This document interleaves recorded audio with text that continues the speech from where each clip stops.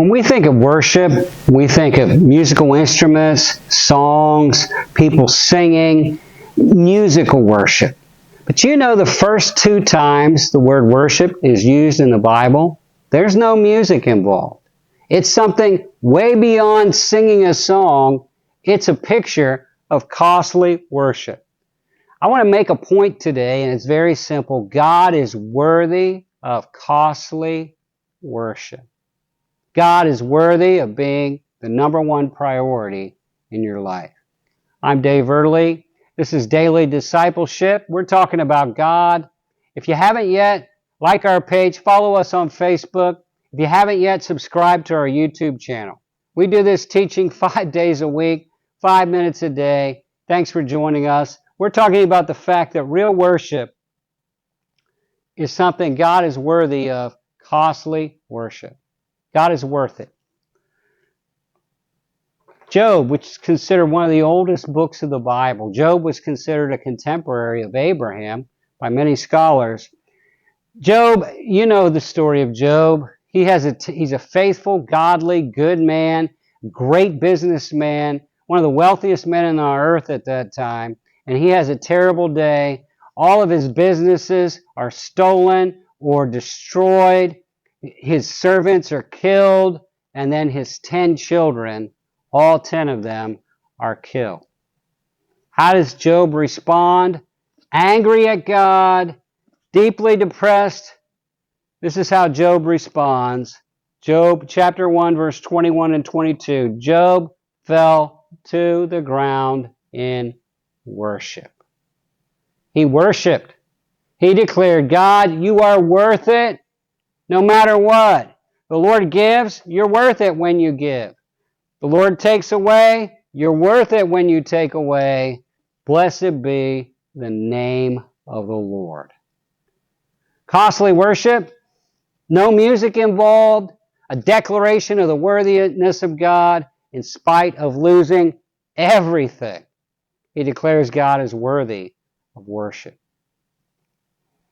Genesis 22, Abraham. The very first time the word worship is seen if you're reading through the Bible.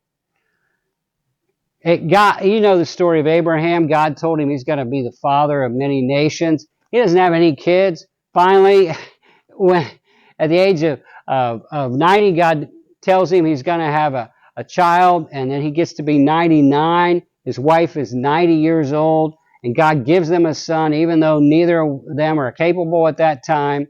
His wife has never had a child. God gives them a son, a special son, a healthy son, a beautiful son, Isaac, who brings them joy. His very name is laughter, brings them so much joy.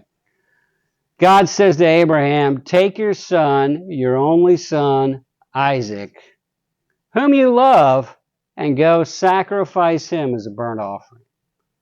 God says, I want to make you a great man. It's going to be a great test. What do you love? Who do you love the most? You love your son, your legacy, your dynasty, or do you love God? That's a question. That's a big question. The question you get when you read this passage is, who or what is your Isaac? What's your Isaac? Your God is what you devote your time to, your attention to, your energy to, your money to, your talents to. Whatever you're devoting yourself to, that's your God. It could be good things like your family or your ministry. It could be bad things like drugs or alcohol.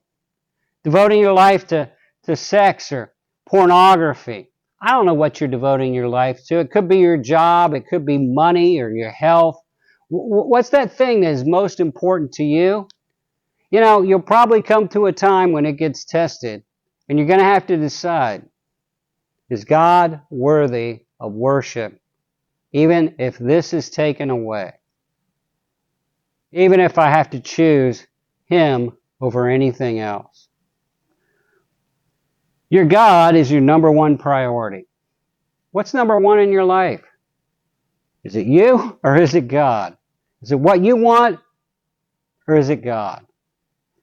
Well, Genesis 22, I'm impressed with Abraham. God drops this on him.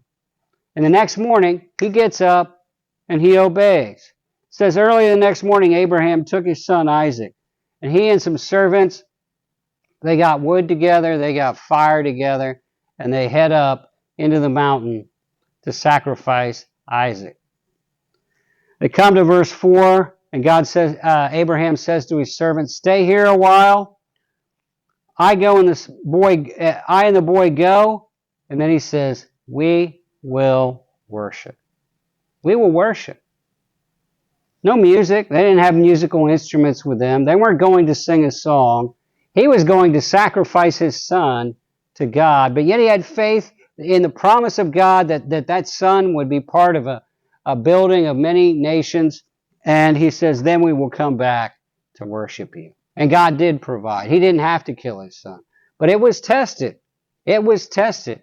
And Abraham passed the test. That's why he called the man of faith. That's why God used him. He passed the test. When it came right down to it, the thing that meant most to him, his own son, his dearly beloved son, probably as loved, if not more loved than any father, son you can possibly imagine. He was willing to sacrifice him because he said God is worth it. God is worthy of costly worship. What's the number one God in your life?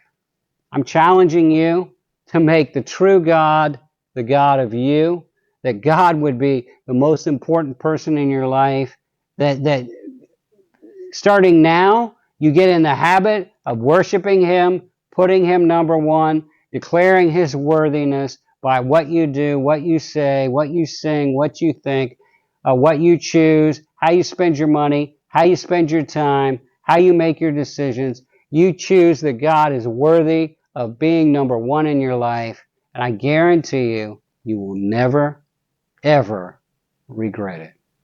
Because the fact is, he is worthy.